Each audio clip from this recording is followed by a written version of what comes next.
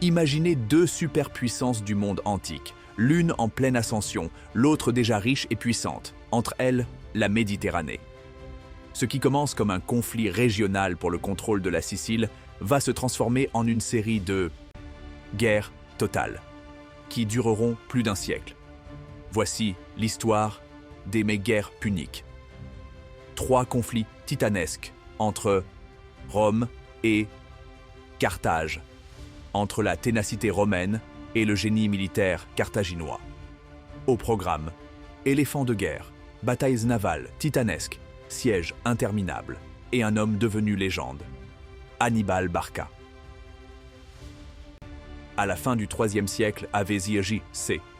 Carthage est une puissance commerciale dominante en Afrique du Nord, avec une flotte immense, une économie florissante et des colonies à travers la Méditerranée. Rome, de son côté, est une république conquérante, ayant déjà pris le contrôle de l'Italie. La Sicile, île stratégique au cœur de la Méditerranée, devient le premier théâtre d'un affrontement inévitable entre ces deux géants. Le conflit débute en 264 AV.J.C. à Messine. Rome intervient, les Carthaginois répliquent. C'est le début d'une guerre de 23 ans. Carthage domine la mer, mais Rome va construire une flotte de guerre en copiant un navire carthaginois échoué. À la bataille de Mylae, Rome obtient une première victoire navale majeure grâce au Corvus, une passerelle d'abordage. La guerre s'enlise, avec de lourdes pertes des deux côtés. En 241, Rome remporte la bataille navale des îles Égates. Carthage capitule.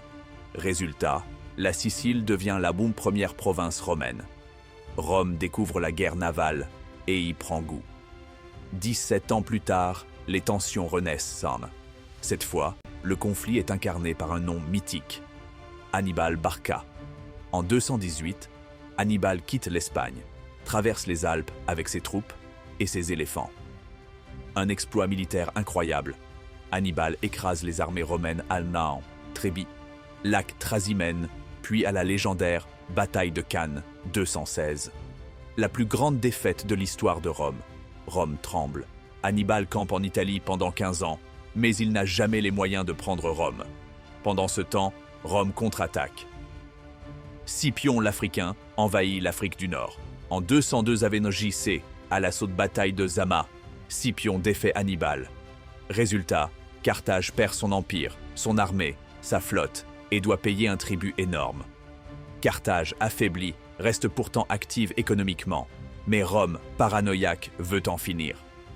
En 149 AV.J.C., Rome déclare la guerre sur de faux prétextes. Carthage tente de négocier, mais Rome exige l'abandon total de la ville. Refus. Débute alors un siège terrible de 3 ans.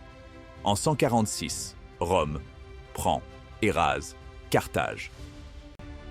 Les survivants sont vendus comme esclaves. La ville est détruite. L'Afrique devient une province romaine. Une page se tourne. Carthage n'existe plus. Rome est désormais maîtresse de la Méditerranée occidentale. Ces guerres ont façonné le destin du bassin méditerranéen. Pour Rome, expansion territoriale accélérée, domination navale et commerciale, montée du militarisme et de l'impérialisme. Pour Carthage, disparition totale. Fin d'une culture brillante, d'un empire maritime, d'une puissance africaine majeure. Et pour l'histoire, l'épopée d'Hannibal est devenue légendaire. Ces guerres sont souvent vues comme un modèle de rivalité géopolitique durable, comme la guerre froide. 3 guerres, plus d'1 siècle de conflits, des milliers de morts, des civilisations transformées à jamais. Les guerres puniques ne sont pas qu'un affrontement antique, elles sont le miroir de toutes les rivalités impériales de l'histoire. Merci d'avoir regardé cette vidéo jusqu'au bout. Abonnez-vous si vous aimez l'histoire épique. Dites-moi en commentaire, Hannibal était-il le plus grand stratège de l'histoire?